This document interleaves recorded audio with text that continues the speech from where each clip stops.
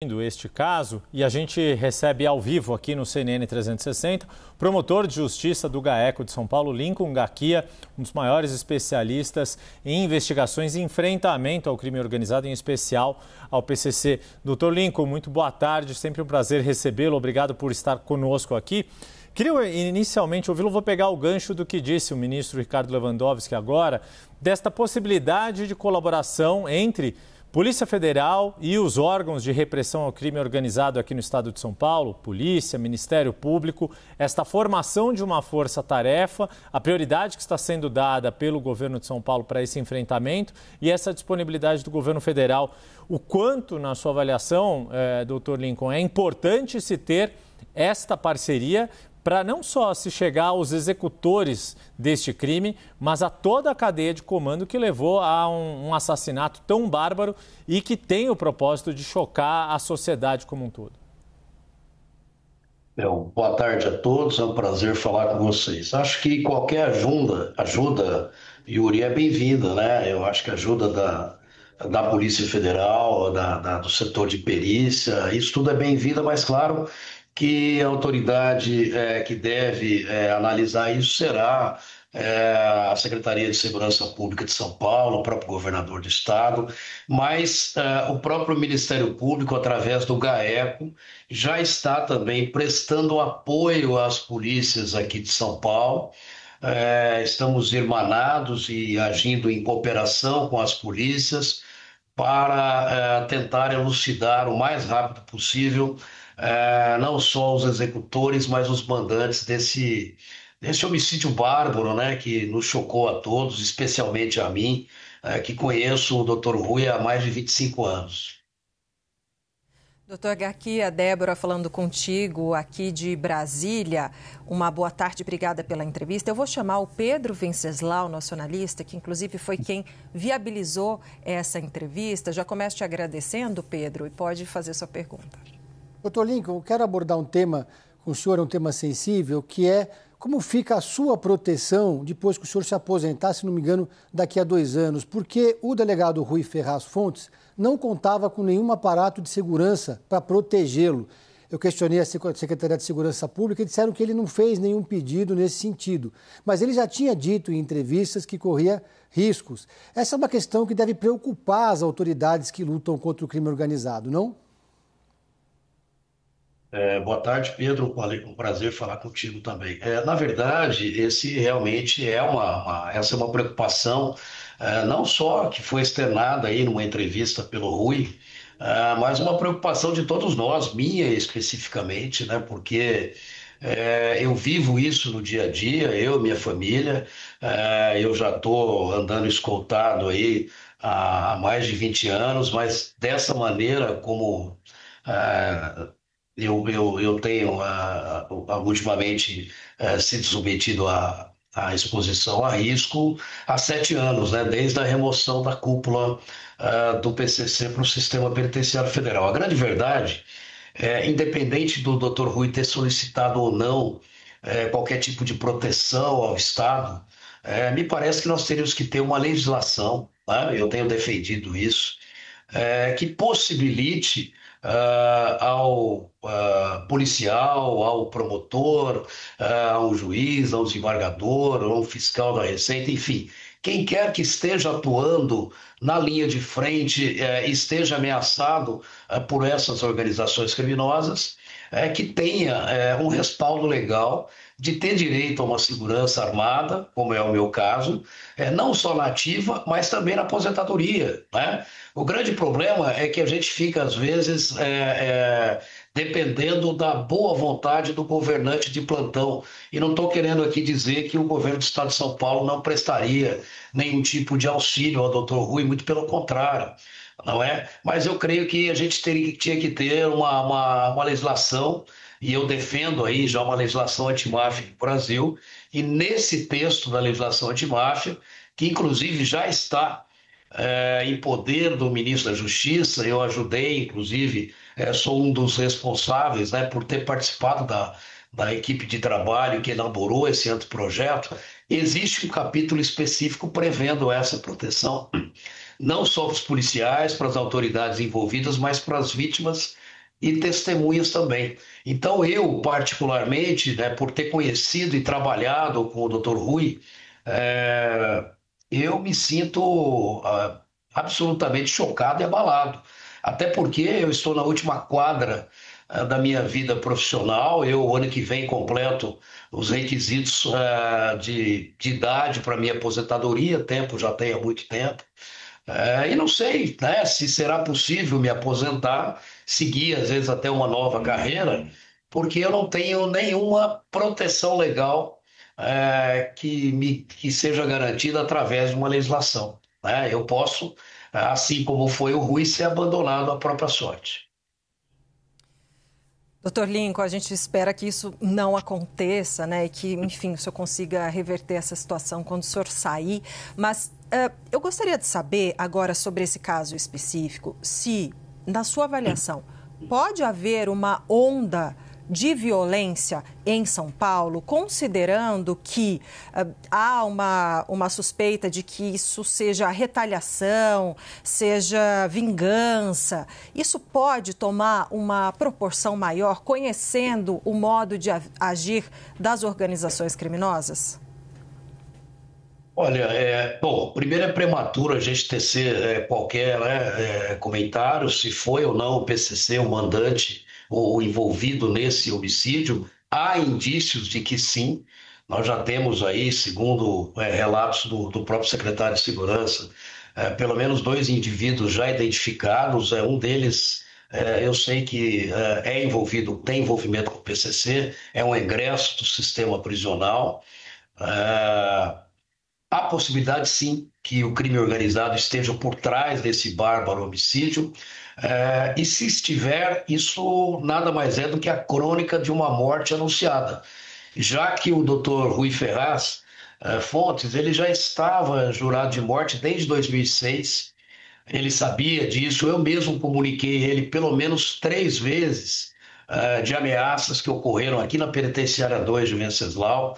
No ano passado, nós tivemos informação de que havia um plano para matar algumas autoridades. Eu era, inclusive, sou uma dessas autoridades, e o Dr. Rui também estava nessa relação. Ele foi informado por mim disso, ele demonstrou que está com receio, mas me disse na época, falou: doutor Lincoln, o senhor ainda tem a proteção da sua escolta.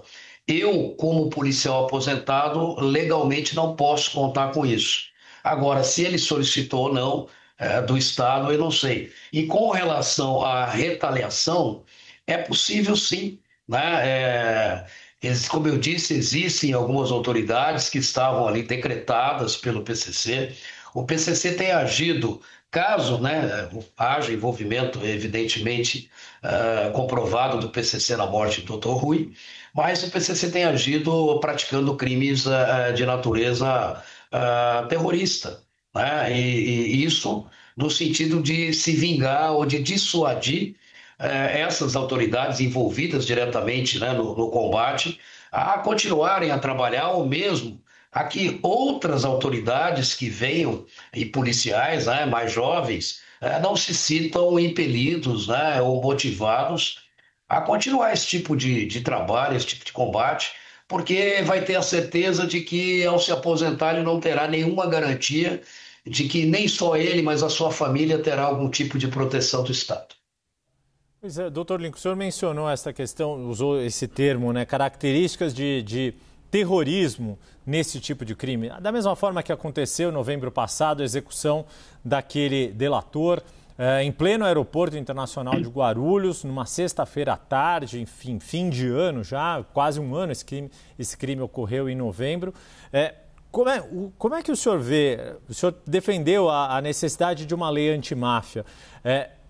Nós já estamos no ponto em que o PCC atua como máfia, já somos um país, a exemplo do que acontece com a Itália e de outros países, em que essas organizações atuando como máfia estão tão infiltradas na nossa sociedade e com mecanismos, né, até sofisticados de uso de dinheiro, que as nossas leis, os nossos instrumentos não estão dando mais conta de evitar execuções como essa, nem de impedir o crescimento dessas organizações? Olha, eu não tenho dúvidas disso, Yuri. Eu venho falando isso já há algum tempo, né? Há alguns anos. Nós estamos realmente diante de organizações como o PCC, que já estão infiltradas no Estado. Nós tivemos várias operações aqui em São Paulo. Eu participei da maioria delas. A questão dos ônibus, a Operação Fim de Linha, a Operação Sharks, a Operação Tácitos, agora a Operação Carbono Oculto, né? Que revelou aí a participação do PCC também na economia formal e em parte aí, em alguns setores do sistema financeiro. E isso nos dá uma dimensão de que nós estamos sim diante de uma organização criminosa do tipo mafioso. A Itália enfrentou isso. Olha que eu estive na Itália 5 vezes nos últimos 2 anos a convite de procuradores antimáfia, de policiais italianos, que estão extremamente preocupados, inclusive, com o crescimento do PCC na Itália e na Europa, né? E a gente precisa avançar para uma legislação antimáfia no Brasil. É preciso que não tentamos tapar o sol com a peneira ou mesmo negar a realidade. Esse é um fenômeno que já está presente no Brasil. Nós precisamos, sim, de ferramentas para enfrentar esse novo tipo de criminalidade. Como eu disse, que não está só dentro do sistema prisional, já está no mercado formal, mas que continua agindo com esses atos típicos de natureza terrorista. Você citou o assassinato do Gritzbach, que era uma testemunha protegida, um réu colaborador meu e dos colegas do GAECO de São Paulo. Fui eu, inclusive, quem levou o Vinícius ao Ministério Público para fazer a delação premiada, e acabou sendo morto, né, naquela típica lei do silêncio, que é muito conhecida das máfias, né? E essa questão de uma autoridade já aposentada ser morta também não é nenhuma novidade, nem aqui nem lá fora. Nós tivemos a morte do Dr. Ismael Pedrosa, que foi o diretor da Casa de Custódia e Tratamento de Taubaté, onde foi criado o PCC em 93, mas também que foi o diretor do Carandiru em 1990, quando houve aquela invasão que causou aquele massacre. O Ismael Pedrosa, ele era odiado pelo PCC, ele foi decretado à morte. Infelizmente, ele foi morto aos 70 anos, depois de 7 anos de aposentado. Ele foi fuzilado em Taubaté. Então, isso tudo nos indica que eles agem, sim, por vindita, né, por vingança, com a lei do silêncio, para que outras autoridades e policiais também não repitam, né, esse mesmo tipo de investigação, de atuação, como as que o Rui foi um dos pioneiros do Estado de São Paulo e como que eu também tenho desempenhado aqui pelo Ministério Público. Pedro. Doutor, eu queria entender como é que funciona hoje o organograma do PCC depois que ele se tornou uma organização tão sofisticada, bilionária e internacional. Ainda tem uma centralidade no presídio? Como é que se dá esse fluxo de informação da ordem que sai da cadeia até a rua? Vocês podem ter certeza de que se houve envolvimento do PCC e há indícios de que houve nesse assassinato, essa ordem saiu de dentro do sistema prisional federal, né? O Marcola e outros integrantes da cúpula ainda são líderes máximos do PCC. Eles não estão totalmente privados de comunicação, nem é possível que se faça isso. Eles têm contatos com advogados, contatos com familiares. Esse é um fato. Mas o fato mais grave é que o PCC tomou uma proporção tão grande e tão eficiente que ele já tem os seus setores muito bem estruturados na rua, né? Cada um desses setores tem 4 ou 5 membros capazes de assumir a liderança desse setor, de tal sorte que quando a gente prende um, outro imediatamente já está substituindo. Então, o que eu quero dizer com isso? Que as ordens, né, cotidianas, o tráfico de entorpecentes, enfim, roubos, etc., tudo que o PCC se dedica, isso aí não vai parar e não tem como nós cessarmos apenas com o isolamento da liderança, porque essa organização, que já tem feição de máfia, ela está pronta para funcionar sem as ordens diretas dos seus líderes. Agora, claro que questões estratégicas, e aí eu vou exemplificar como a morte do Rui Ferraz Fontes, que não é um delegado qualquer aqui do estado de São Paulo, como eu disse. Ele foi pioneiro no combate ao PCC aqui desde os anos 2000. Ele foi chefe dos setores mais importantes da polícia aqui em São Paulo, inclusive delegado-geral de polícia na última gestão do governador Dória, né, tendo se aposentado agora em 2023. Então, o assassinato de uma autoridade desse calibre, né, coloca todo o sistema de segurança, não é só do estado de São Paulo, mas do país, em xeque, né, porque nós não temos nenhum tipo de segurança, de proteção, que dirá então a população. Eu fico imaginando aqueles transeuntes ali, as pessoas que estavam no veículo, nos veículos, na motocicleta, que foram surpreendidos com esse ataque bárbaro e profissional, que inclusive 2 foram feridos também ali, né? Imagine que isso foi um recado, e um recado para o país, né? De que o crime organizado, ele é capaz de transformar esse país num narco-estado. Doutor Garcia, para a gente encerrar, eu gostaria de saber, na sua avaliação, na prática, não oficialmente, mas na prática, o PCC é uma organização terrorista? Olha, na prática, sim, né? A gente tem 2 situações. Perante a legislação brasileira, não é, né? Porque a legislação brasileira adotou um viés de se importar com a finalidade do ato praticado por aquela organização criminosa. Vou exemplificar. O PCC teria que agir, por exemplo, para tomar o poder político, ou mesmo por razões de ódio, de religião ou de etnia, que não é o caso. Mas se o PCC explodir aqui, por exemplo, bombas no metrô da Sé, aqui em São Paulo, e para quem conhece sabe que esse metrô ele é muito movimentado, pela nossa legislação não seria considerado um ato terrorista, né? Seria apenas homicídio ou explosão. Então, o PCC, ele pratica atos, sim, de natureza terrorista. Matou um juiz aqui, o Machado Dias, aqui em Presidente Prudente, em 2005, em 2003. 2005 matou o Feitosa, que é para produzir esse efeito dissuasório.